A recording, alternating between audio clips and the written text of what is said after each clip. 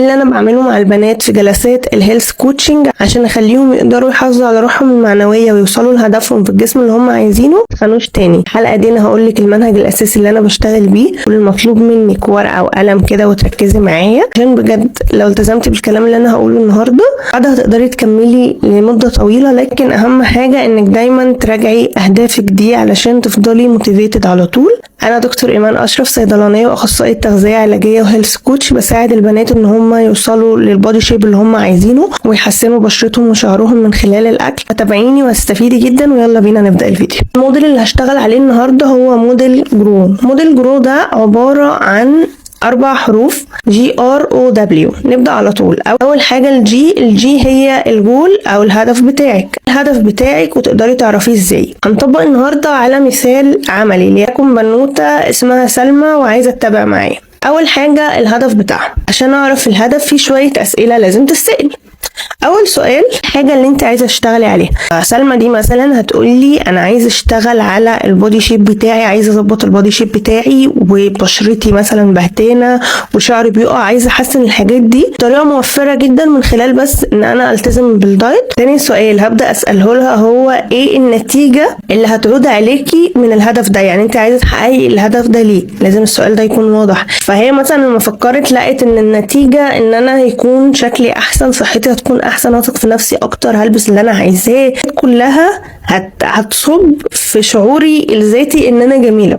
تمام، احنا كده حددنا الهدف عند سلمى. تاني حرف الار الرياليتي. انا عايزه ايه وانا واقفه فين من 0 ل10 في الخطوات لتحديد الهدف بتاعك. لو انا واحده في اللالا لاند اللي هو انا عايزه اخس بس قاعده كده مكبره دماغي، اكيد هبقى ايه عند 0. بدات شويه مثلا انا قلت اقطع السكر 1. فاهمين؟ نمشي كده خطوات. اقعدي مع نفسك كده وركزي انت بتعملي ايه وصلك للهدف بتاعك.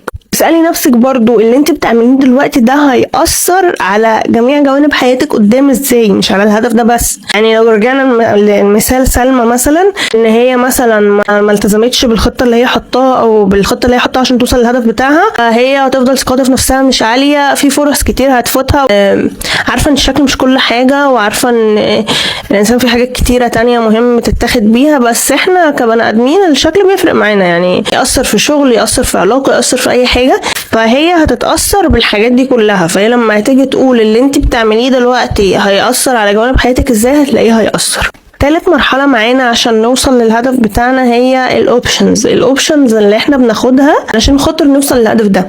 فالاختيارات كتيرة قوي. فانت اول سؤال اسأليه اللاين اللي انت هتمشي عليه، الاوبشنز الكتيرة جدا. ايه هيساعدك فيها؟ يا اما هيلث كوتش، يا اما انت تبقي شخص عنده اطلاع او بيشوف فيديوز كتير او كده، ويعني اللي هو انا همشي نفسي بيها. لكن بس الفكرة كلها ان الدكتور بيساعدك انك يأثر عليك الطريق ويحتويكي ويبقى فاهمك وكده. الحرف بقى وهو الدبليو او الواي، الطريقة. خلاص انا حددت الاوبشن، اجي بقى امسك الطريقه دي. يكون انا قررت امشي لو كارب وانترميتنت فاستنج مثلا، ده اسال نفسي طب انا لو كارب همشي عليه بنسبه قد ايه مثلا البروتين وبنسبه قد ايه الفاتس. طيب انا الفاكهه او الحاجه اللي انا هعملها هتلاقي مثلا في اللو كارب والفواكه اللي بتكون مسموحه بكميات عادي او تتاكل بامان. التوتيات مثلا، ابدا ان انا اني باخد خطوات احدد بيها الطريق بتاعي، واحط كمان ازاي انا هتابع نفسي وهشوف التقدم بتاعي. هتابع نفسي كل قد ايه، هوزن كل قد ايه، هاخد مقاساتي كل قد ايه، في مين هتكلم معاه. لو انت مثلا متابعه مع حد فانا هتكلم معاه وافهم منه انا ماشيه صح ولا غلط. ابقى احط لنفسي لو انا وقعت او انا مثلا ما التزمتش بحاجه ازاي هعرف اكمل او ازاي هعرف اقوم تاني. اوضح كل النقط قدامي بحيث ان انا في الاخر احس ان خلاص كل حاجه بالنسبه لي واضحه، اعرف ان انا اكمل.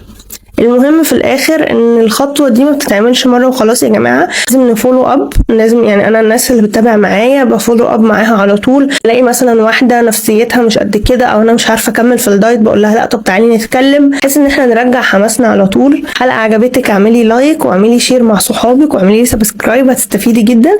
وروحي على الانستجرام بتاعي هتلاقيني بنزل اسكو، هيكون سهل قوي انك تتواصلي معايا. اضافه اني بنزل ريلز وبوستات كتيره جدا هتفيدك.